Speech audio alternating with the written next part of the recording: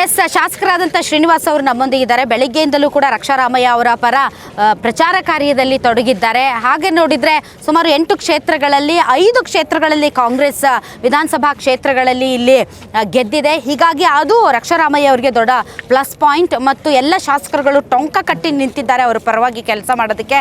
ಮನಿ ಶ್ರೀನಿವಾಸ್ ಅವರು ಇದ್ದಾರೆ, ಅವ್ರನ್ನ ಮಾತಾಡೋಣ. ಸರ್ ನಮಸ್ತೆ, ಹೇಗಿದೆ ಸರ್ ನಿಮ್ಮ ಹವಾ?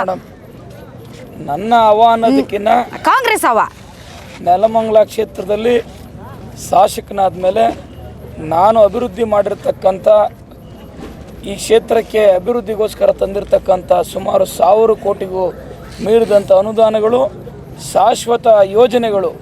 ಇವತ್ತು ನೆಲಮಂಗಲಕ್ಕೆ 69 ಕೆರೆ ತುಂಬಿಸ್ತಕ್ಕಂಥ ವೃಷಭಾವತಿ ಏತ ನೀರಾವರಿ ಯೋಜನೆ ಇರ್ಬೋದು, ಕಗ್ಗತ್ತಲೆಯಿಂದ ಕೂಡಿರ್ತಕ್ಕಂಥ ನೆಲಮಂಗಲದಲ್ಲಿದ್ದಂಥ ಕರೆಂಟ್ನ ಸಮಸ್ಯೆಯನ್ನು ಬಗೆಹರಿಸಲಿಕ್ಕೆ 276 ಕೋಟಿ ರೂಗಳ ವೆಚ್ಚದ 220 KV ಸ್ಟೇಷನ್ ಇರ್ಬೋದು, ನೆಲಮಂಗಲ ತಾಲೂಕಿಗೆ ಸರ್ಕಾರಿ ಆಸ್ಪತ್ರೆಯನ್ನು ಘೋಷಣೆ ಮಾಡಿಸಿರ್ತಕ್ಕಂಥದ್ದು ಇರ್ಬೋದು, ನೆಲಮಂಗಲ ಪಟ್ಟಣಕ್ಕೆ ಒಳಚರಂಡಿ ವ್ಯವಸ್ಥೆಯನ್ನು ನಮ್ಮ ಸಚಿವ ಸಂಪುಟದಲ್ಲಿ ಅನುಮೋದನೆ ಕೊಡಿಸಿರ್ತಕ್ಕಂಥದ್ದು ಇರ್ಬೋದು, ಕಾವೇರಿ ನೀರನ್ನು ತರಲಿಕ್ಕೆ ನಾನು ಹೋರಾಟ ಮಾಡಿ 75% ಅದರಲ್ಲಿ ಸಕ್ಸಸ್ ಆಗಿರ್ತಕ್ಕಂಥದ್ದು ಇರ್ಬೋದು. ಈ ಅಭಿವೃದ್ಧಿ ಯೋಜನೆಗಳ ನೆಲಮಂಗಲ ಕ್ಷೇತ್ರದಲ್ಲಿದೆ. ಕಾಂಗ್ರೆಸ್ ಪಕ್ಷದ ಪರವಾಗಿರ್ತಕ್ಕಂಥ ವಾತಾವರಣ ಇದೆ.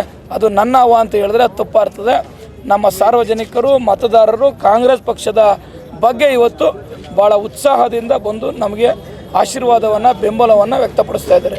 ಸರ್, ಅಭಿವೃದ್ಧಿಗೆ ಓಟ್ ಹಾಕ್ತಾರೆ ಅಂತ ಅನ್ಸುತ್ತಾ ಸರ್ ಜನ? 100ಕ್ಕೆ 100 ಅಭಿವೃದ್ಧಿಗೆ ಓಟ್ ಹಾಕ್ತಾರೆ. ಸಿದ್ದರಾಮಯ್ಯನವರ, DK ಶಿವಕುಮಾರ್ ಅವರ ಈ ರಾಜ್ಯದಲ್ಲಿ ಜೋಡೆತ್ತಂತೆ ಏನು ಕೆಲಸ ಮಾಡ್ತಾ ಇದ್ದಾರೆ ಇಬ್ಬರು ನಾಯಕರುಗಳು. ರಾಜ್ಯದ ಜನತೆಗೆ ಏನು ನಾವು ಭರವಸೆಗಳನ್ನು, ಗ್ಯಾರಂಟಿ ಯೋಜನೆಗಳನ್ನು ಕೊಟ್ಟಿದ್ದೋ, ಗ್ಯಾರಂಟಿ ಯೋಜನೆಗಳನ್ನು ಕೊಟ್ಟು ದಿವಾಳಿ ಮಾಡ್ತಾರೆ ಅಂತ ಅಂದಿದ್ರು. ಅದರ ವಿರುದ್ಧವಾಗಿ ಗ್ಯಾರಂಟಿ ಯೋಜನೆಗಳನ್ನು ಕೊಟ್ಟು ಅದರ ಜೊತೆಗೆ ಅಭಿವೃದ್ಧಿ ಯೋಜನೆಗಳನ್ನು ಸಹ ಮುಂದುವರಿಸ್ತಾ ಇರ್ತಕ್ಕಂಥದ್ದು ನನ್ನ ಕ್ಷೇತ್ರದಲ್ಲೇ ಇವತ್ತು ತಾಜಾ ಉದಾಹರಣೆ ಇದೆ. ಹಾಗಾಗಿ ಅಭಿವೃದ್ಧಿಗೆ ಜನ ಓಟ್ ಕೊಡ್ತಾರೆ, ಅಭಿವೃದ್ಧಿಯನ್ನು ಹರಿಸ್ತಾರೆ, ಹಾರೈಸ್ತಾರೆ, ಆಶೀರ್ವದಿಸ್ತಾರೆ. ಮುಂದಿನ ದಿನಗಳಲ್ಲಿ ಅದು ನೀವು ಮಾಧ್ಯಮದಲ್ಲಿ ನೀವೇ ಬಿತ್ತರಿಸ್ತೀರ.